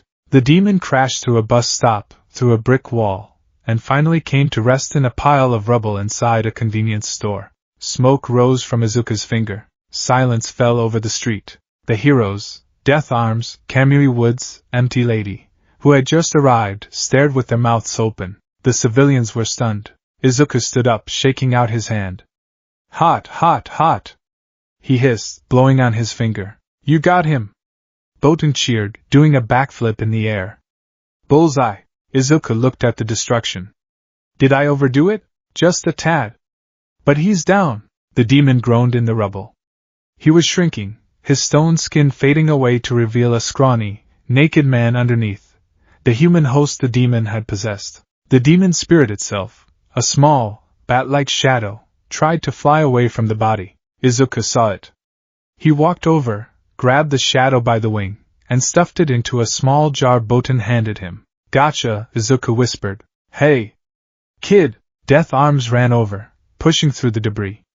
That was amazing! What caught him? Was that a kinetic blast? An energy beam? Izuku turned around. He saw the cameras flashing. He saw the pro heroes looking at him with respect. For a second, he wanted to say it. I'm a spirit detective, but Koenno's rules echoed in his head. Keep the spirit world secret. Humans aren't ready. Izuku scratched his head. Yeah. Something like that. I've never seen a quirk manifest like that. Kamui Wood said. You're a student? Which school? Aldera, Izuku said, backing away. Look, I gotta go. Homework. You know how it is. Wait. What's your name? Empty Lady asked, posing for the press. The world wants to know the new hero. Izuku paused. He looked at the smoking trail of destruction he had caused. He looked at his hand. He smirked. A true delinquent smirk. Call me Deku, he said, and then he ran. He vaulted over a fence with enhanced agility and disappeared into the alleyways before they could stop him. The rivalry renewed. The next morning at Aldera Junior High was chaos. The news was everywhere. Mystery student stops villain with massive energy blast. The footage was blurry, but the green hair was unmistakable. When Izuku walked into Class 3A, the room went silent. He walked to his desk, the one that had flowers on it yesterday. The flowers were gone. He sat down, kicked his feet up onto the desk, and leaned back in his chair. Morning, he said to the stunned room. Midoriya! One of the extras, the guy with the long fingers, pointed. Was that you? On the news? I thought you were quirkless. I thought I was dead, Izuku shrugged. Life is full of surprises. So you have a quirk? Another student asked. A blast quirk? Something like that, Izuku waved it off. It's a hassle, really. The door slammed open. Bakugo stood there. He marched into the room, grabbed Izuku's collar, and dragged him out of the chair. We need to talk, Bakugo growled. Buy me dinner first, Izuku quipped. Bakugo didn't laugh. He dragged Izuku out of the classroom, down the hall, and out into the courtyard behind the gym. He threw Izuku against the wall. Talk, Bakugo demanded. Start talking and don't stop until I understand. Izuku straightened his jacket. He looked at his childhood friend. He saw the desperation in Bakugo's eyes. Bakugo needed to know. He needed to know if his worldview, that Izuku was a pebble, was shattered. I can't tell you everything, Kaken, Izuku said honestly. But I can tell you this. I'm not the same Deku you used to beat up. You have a quirk now? Bakugo asked, his voice tight. Did you lie to me for 10 years? No, Izuku said. I didn't have a quirk. I still don't, technically. This power, it's different. It's something I earned by dying. Bakugo looked at his hands. The fire. The possession.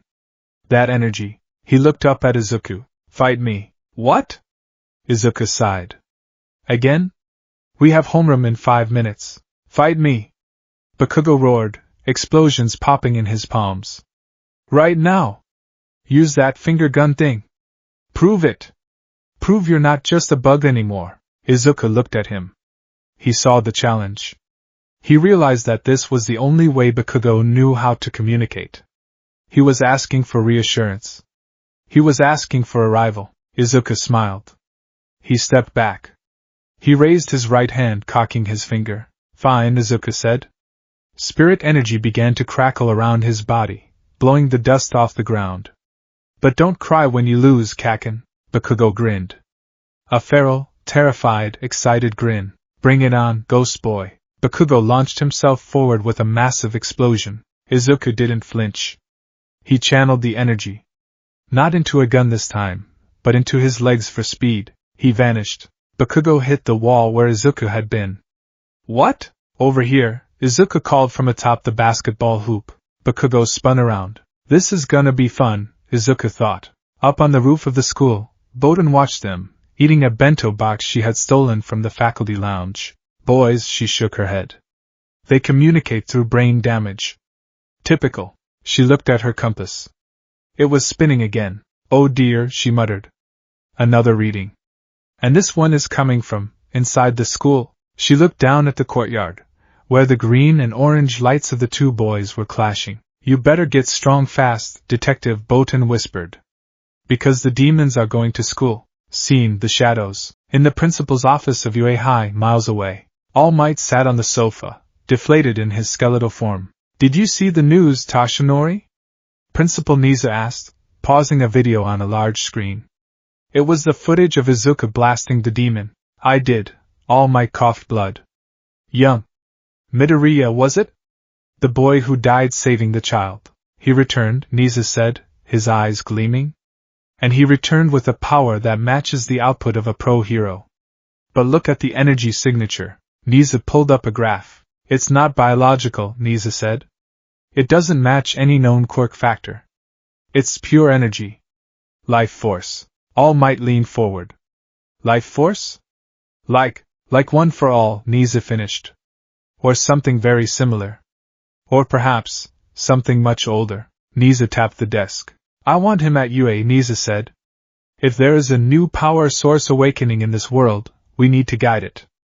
Before the villains do. All Might looked at the screen, at the green-haired boy standing amidst the rubble. He has the heart of a hero, All Might whispered. He sacrificed himself without hesitation. Perhaps he is the one I've been waiting for. The waiting room of the spirit world was, as usual, a bureaucratic nightmare of endless clouds and stacked paperwork. But today, the atmosphere was different. It was tense. Izuku Midoriya sat in a floating chair, which was actually just a cloud molded into a recliner, doing one-arm push-ups. He was wearing a green tank top and loose martial arts pants, sweat dripping from his forehead. 98, 99, 100. He flipped upright, wiping his face with a towel. Okay, Koenma. I'm fit. I'm alive.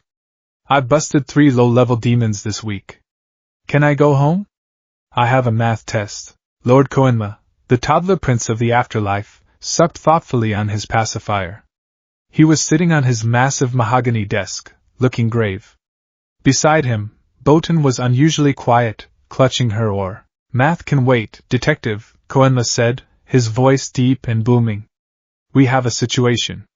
A code red. Izuku stopped toweling off. Code red? Is that worse than the giant bat thing I fought in the sewer on Tuesday? Much worse, Koenma said. He snapped his fingers, and a holographic screen appeared in the air. It displayed a map of Japan, zooming in rapidly on a specific location in Mizurufu. A massive, glass-walled campus shaped like an H. UA High School, Izuku said, narrowing his eyes. The Hero's School. Precisely, Koenma nodded. Our spirit scanners have picked up a disturbing concentration of demonic energy accumulating directly beneath the campus. It's subtle, masked by the high density of quirk users in the area, but it's there. And it's growing. A demon at UA? Izuku crossed his arms. That's suicide. That place is crawling with pro-heroes. All Might teaches them now, doesn't he? That is exactly the problem, Koenma said. Demons are attracted to strong spiritual pressure. All Might is a beacon. But this energy, it feels organized. It's not just a hungry beast wandering in, it's an infiltration. Boten stepped forward. If a high-level demon, or worse, a portal opener, is hiding among the students or faculty, they could cause a massacre. The barrier between the human world and the demon plane is thinnest where large amounts of power clash. Koenma pointed a tiny finger at Izuku. Your mission, Spirit Detective, is to infiltrate UA High School. You must identify the source of this demonic energy and neutralize it before it hatches. Izuku stared at the toddler. Infiltrate? You mean? I mean you're going to school. Koenma smirked around his pacifier. You applied months ago, didn't you? Before you died? Yeah, as a joke, Izuku muttered. A quirkless kid applying to the hero course. Everyone laughed. Well, nobody is laughing now, Koenma said. He reached into his desk drawer and pulled out 2 heavy, metallic wristbands. They were black, engraved with sealing runes that glowed with a faint violet light. He tossed them to Izuku. Izuku caught them. They were incredibly heavy, dragging his hands down. What are these? Weights, spirit cuffs, Koenma explained. They are limiters. Right now your spirit energy is raw and volatile.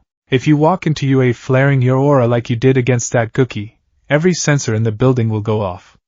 You'll be exposed immediately. Izuku clasped the cuffs onto his wrists. Click. Instantly, he felt a wave of exhaustion hit him. It was like trying to breathe through a straw.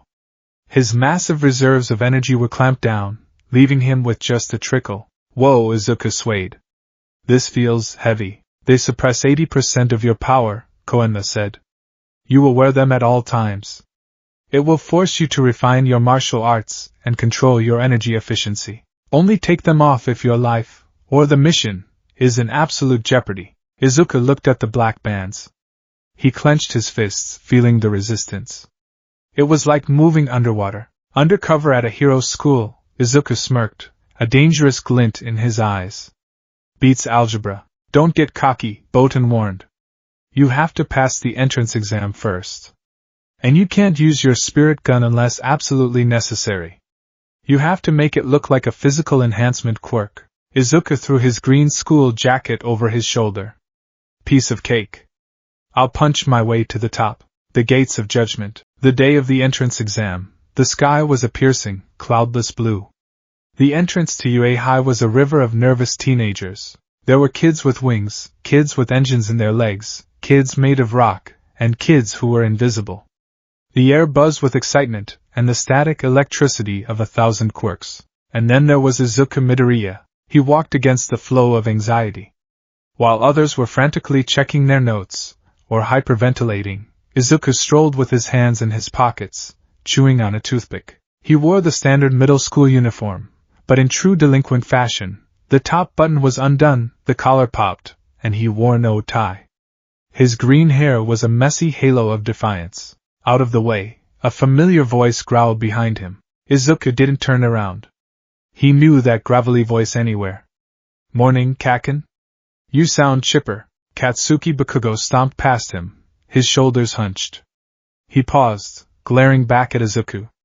The redhead's eyes narrowed at the black wristbands on Izuku's arms. You actually came, Bakugo spat. I thought you'd be too busy playing Ghostbuster. Koenma insisted. Izuku shrugged. Said I needed an education? Something about social skills, TCH. Bakugo looked him up and down. Since the incident at the fire, and their subsequent fight, in the schoolyard, the dynamic had shifted. Bakugo wasn't bullying him anymore. He was watching him, like a hawk watching a snake. Don't get in my way, Deku. If we end up in the same battle center, I'll blast you to hell. Love you too, buddy. Izuku deadpan. Bakugo scoffed, and marched ahead. Izuku sighed, looking up at the massive glass structure of the main building. Okay. Scan the area? He closed his eyes for a second, extending his senses outward. Even with the spirit cuffs on, he could feel the ebb and flow of energy. It was chaotic. Too many quirks. It was like trying to hear a whisper in a rock concert. I can't pinpoint it, Izuku thought, frustrated. Koenma was right. The ambient noise is too loud. I'll have to get inside. He took a step forward, his foot catching on an uneven paving stone. Usually Izuku had cat-like reflexes. But the spirit cuffs threw off his center of balance. He stumbled forward. Crap. Face plant in front of the elites. Great start, detective. He braced for impact. It never came. Suddenly, he was weightless. He floated inches above the concrete. Are you okay? Izuku looked up. A girl with a round face, rosy cheeks, and brown bobbed hair was smiling at him. She had her hand placed gently on his backpack. It's bad luck to trip on the first day, she chirped. I used my quirk to stop you. Sorry I didn't ask first. She pressed her fingertips together. Release. Izuku dropped the last 2 inches, landing on his feet. He looked at her. Her aura was bright. Cheerful. A soft pink light that felt warm, unlike the cold violet of the spirit world. Thanks, Izuku said, dusting off his pants. Nice reflex. I'm Ochako Uraraka. She beamed. You seem really calm. Everyone else is shaking. I've seen scarier things than a test, Izuku said, thinking of the Gookie demon's teeth. I'm Midoriya. Izuku. Well, good luck, Midoriya-kun. Let's do our best. She waved and ran off toward the entrance. Izuku watched her go. Nice girl, he muttered. Too nice. Probably going to get eaten alive in there. Izuku! Botan's voice hissed in his ear. She was invisible, floating beside him. Stop flirting and get inside. The written exam starts in 10 minutes. I wasn't flirting, Izuku grumbled, walking toward the doors. I was gathering intel. The written exam. The written portion was boring. Painfully, soul-crushingly boring. Izuku sat in the back row, spinning his pencil. The questions were standard: hero law, mathematics, quirk theory. Question 4. If a villain with a water-based quirk causes a flood in a district with 40% electrical infrastructure, what is the priority of the responding hero? Izuku scribbled, turn off the power grid first, or everyone fries. Then punch the guy. He finished early. While the other students sweated over equations, Izuku leaned back, staring at the ceiling. He could see small, harmless spirits, little orbs of light, drifting through the ventilation ducts. Nothing malicious here, he noted. The demonic signal isn't in the main building. It must be underground. Or in the training grounds. He looked at the boy sitting 2 desks over, a stiff-looking guy with glasses and blue hair who was vibrating with intensity as he wrote. That guy needs to relax, Izuku thought.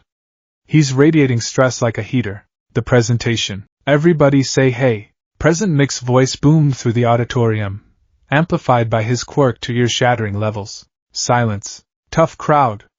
Mike shrugged. Izuku sat with his arms crossed, slouching low in his seat. The noise was giving him a headache. Spirit detectives relied on hearing the subtle whispers of the dead. This guy was drowning everything out. Mike began explaining the practical exam. 10 minutes. Mock City. Robots. 3 types of faux villains. Mike shouted, pointing to the screen. 1-pointer, 2-pointer, 3-pointer. Accumulate points by destroying them. Izuku yawned. Smash robots. Simple. Suddenly, a hand shot up in the row in front of him. It was the stiff guy with glasses. Sir! The boy shouted, standing up rigidly. The printout clearly lists 4 types of villains. If this is a mistake, it is highly shameful for a top-tier institution like UA. And you? The boy spun around, pointing a finger directly at Izuku. Me? Izuku blinked, pointing to himself. Yes, you. The one with the unbuttoned jacket and the messy hair. You've been muttering to yourself and slouching this entire time. It's distracting. If you're not taking this seriously, you should leave. The auditorium went quiet. Everyone looked at Izuku. Izuku slowly stood up. The spirit cuffs clinked softly against the desk. He locked eyes with the boy. Hey, 4 Eyes, Izuku said, his voice cool and carrying effortlessly through the quiet hall. Maybe if you focused on your own preparation instead of policing my posture, you wouldn't be so stressed. I'm here to fight, not to join a choir. The boy, Tenya Ida, flushed red. I am simply ensuring the integrity of the exam. Okay. President Mike interjected.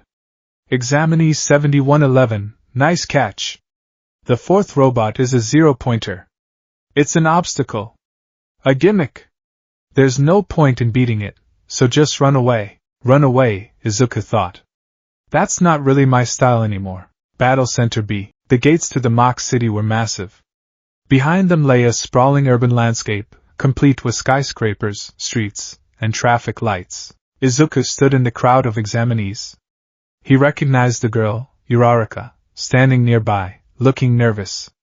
He also saw the glasses guy, Ida, stretching his calves. Izuku tightened the straps of his wristbands. Remember, keep them on. Use physical force amplified by Reiki. Don't use the gun unless necessary. Start! Present Mixed voice screamed from the observation tower. There's no countdown in a real battle. Go! Go! Go! The other students hesitated for a split second, confused. Izuku didn't. He exploded off the line. Even with the weights, his initial dash was blindingly fast. He channeled a burst of spirit energy into his legs, a technique Botan called spirit dash. He left a cloud of dust in his wake, leaving the other students coughing. He's fast! Someone yelled. Izuku rounded the first corner. A three-pointer, a massive robot resembling a scorpion, rolled out from an alley, its sensors glowing red. Target acquired, the robot droned. Izuku didn't break stride. He leaped into the air. Target this, Izuku growled. He pulled his right arm back. He focused his energy into his fist. Not enough to create a blast, but enough to harden his skin like diamond. Reiki punch. He slammed his fist into the robot's metallic faceplate. Crunch. The metal crumpled like foil. The force of the blows sent a shockwave through the chassis. The robot's head was torn clean off, sparks showering the street. Izuku landed on the robot's collapsing body and vaulted off it to the next building. 3 points, he counted. The observation room. In a dark room lined with monitors, the UA faculty watched. This year's batch is promising, Midnight commented, licking her lips. Look at that explosion, boy in Center A. Ferocious. Indeed, ectoplasm nodded. But look at Center B. That green-haired student. On the screen, Izuku was a blur of motion. He wasn't using flashy elemental attacks.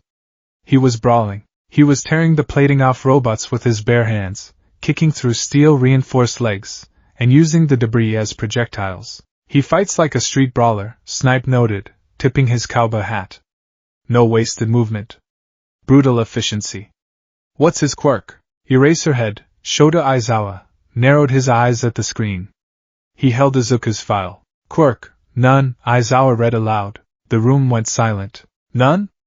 All Might, standing in the back corner in his buff form, leaned forward. But look at him. He just threw a 2-pointer through a brick wall. The file says quirkless, Aizawa muttered. But Nisa's sensors are picking up strange readings from him. It's not a mutation. It's enhancement.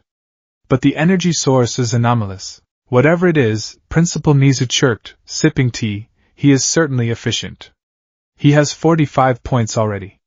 But, how will he react to threat? Nizu pressed a large red button, the 0-pointer. Izuku stood atop a pile of scrap metal. He had 52 points. He was sweating, breathing heavy. The spirit cuffs felt heavier with every punch. His muscles burned. That should be enough to pass, Izuku muttered. Now, where is that demon signature? He scanned the chaos. He felt faint pings of dark energy, but they were elusive. Is it one of the students? No. The energy feels older. Suddenly, the ground shook. Boom. Boom. The vibration knocked students off their feet. Dust rose from the center of the city. Izuku turned. Looming over the skyscrapers was a monstrosity. The 0-pointer. It was larger than Godzilla, a towering colossus of green metal and treads. Its massive hand crushed a building as it moved forward. What the hell is that budget? Izuku yelled over the noise. That's excessive, the other students screamed. It's the 0-pointer. Run! There's no points for fighting it. It's huge. The crowd stampeded away from the robot, running past Izuku. Move it, Greenie! A student yelled. Izuku prepared to run. Koenna's mission was to infiltrate, not to die fighting a giant toy. But then he heard it. Oh wow! A cry of pain. Izuku stopped. He looked back toward the robot. In the middle of the ruined street, Ochako Uraraka was trapped. She had tripped, again, and her leg was pinned under a heavy chunk of concrete debris. The 0-pointer was looming directly over her. Its massive tread was descending. It would crush her in seconds. Help! She whimpered, struggling to lift the rock. The other students were too far away. They were fleeing. Ida paused, looking back, but he was too far. Izuku froze. It's a test, his mind reasoned. They won't let her die. The teachers will stop it. But what if they don't make it in time? What if she dies because I hesitated? Again, the image of the boy in the street flashed in his mind. The truck. The impact. Damn it, Izuku growled. He turned around and sprinted toward the robot. Botan! I'm taking the limiters off. Izuku, no! Botan's voice screamed in his ear. You'll blow your cover. The energy spike will go off the charts.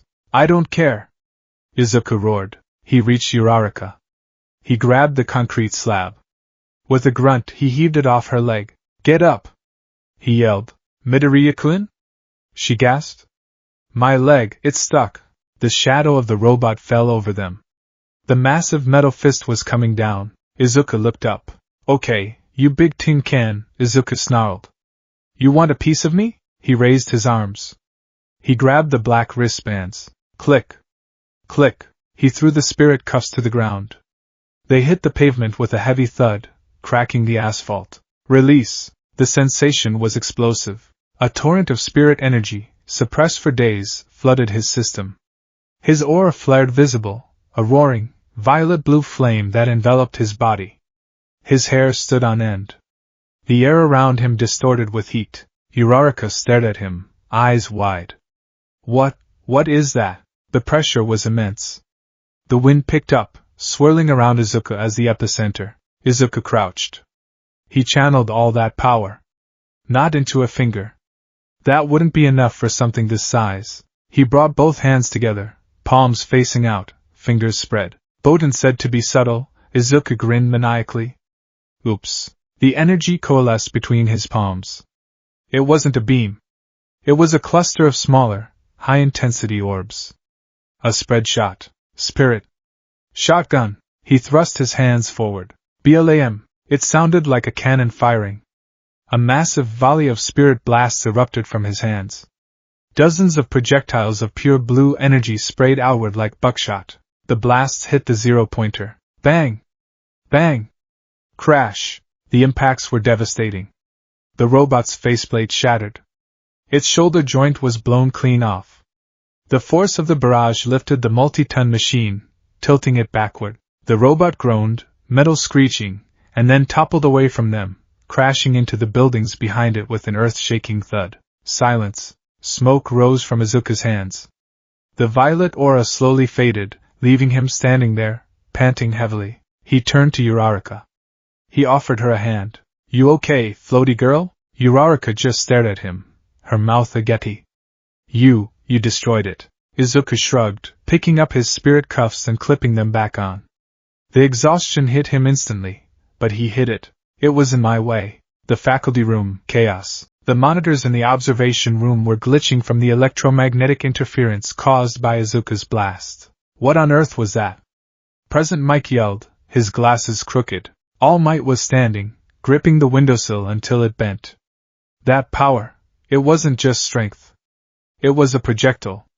A scattershot. Aizawa was staring at the readings on his tablet. His energy output just jumped 500% for 3 seconds. And look at the waveform. He turned the screen to Nizu. The waveform wasn't the jagged, chaotic line of a quirk.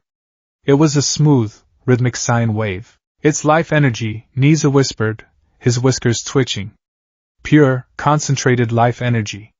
It's similar to Chi, or Reiki from old legends. Is he dangerous? Midnight asked. Very, Aizawa said.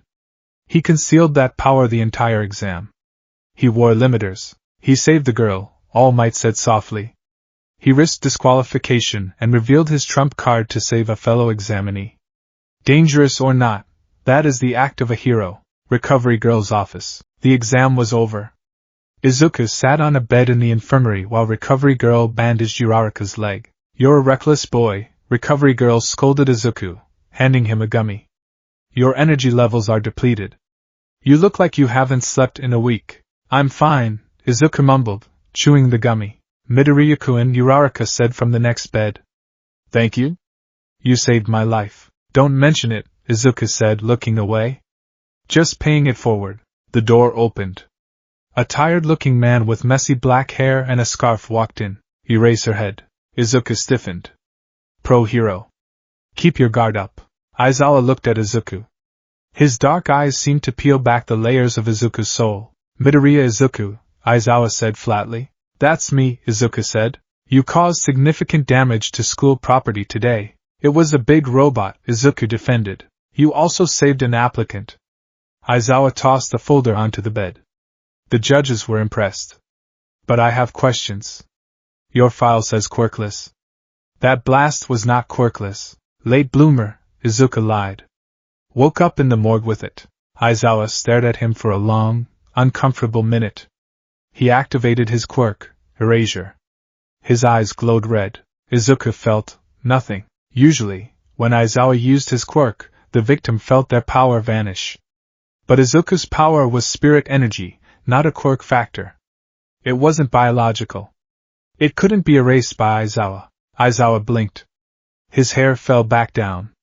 A flicker of surprise crossed his face. It didn't work, Aizawa thought. I couldn't erase it. Which means, it's not a quirk. Interesting, Aizawa muttered. Can I go? Izuku asked. My mom worries. Go, Aizawa said. We'll be in touch. As Izuku grabbed his bag and left, Boten appeared next to him in the hallway. That was close, she whispered. He suspects something. Let him suspect, Izuku said, walking out into the sunset. I passed. I'm in. And the demon? Izuku stopped. He looked back at the main building. I felt it again, he whispered. When I used the spirit shotgun. The flare of energy, something answered it. Deep underground. What did it feel like? Izuku shivered. Hunger. The acceptance letter. A week later, Izuku sat at his desk in his room. Inko was pacing outside the door. On the desk was a letter from Yue. Open it, Izuku! Inko yelled through the door. Izuku ripped the envelope open. A holographic disc fell out. It activated. A projection of All Might appeared. I am here! All Might shouted. As a projection. Great, Izuku muttered. No volume control. Young Midoriya. All Might boomed. You passed the written exam with decent marks. But the practical? You scored 52 villain points. A respectable score. The video cut to clips of Izuku smashing robots. But that is not all. A hero's job is to save others. The video changed. It showed Izuku lifting the rock off Uraraka. It showed him standing against the zero-pointer. Rescue points. 60. All Might announced. Total score, 112. You passed with flying colors. Izuku leaned back in his chair. Welcome, Izuku Midoriya. This is your Hero Academia. The hologram faded. Suddenly, the screen glitched. Static filled the air. Then, Koenma's face appeared, replacing the UA logo. Congratulations, Detective, Koenma said. You have access. Phase 1 is complete. Phase 2? Izuku asked the hologram. Phase 2, Koenma said ominously. Find the traitor. There is a teacher or a student who is acting as a host for the demon. Find them. And exorcise them. Before or after homeroom? Izuku asked. Don't be glib. The fate of the human world rests on your shoulders. Don't fail. The hologram clicked off. Izuku stared at the blank disc. I'm going to UA, he whispered. He looked at the spirit gun finger on his right hand. Time to go to school.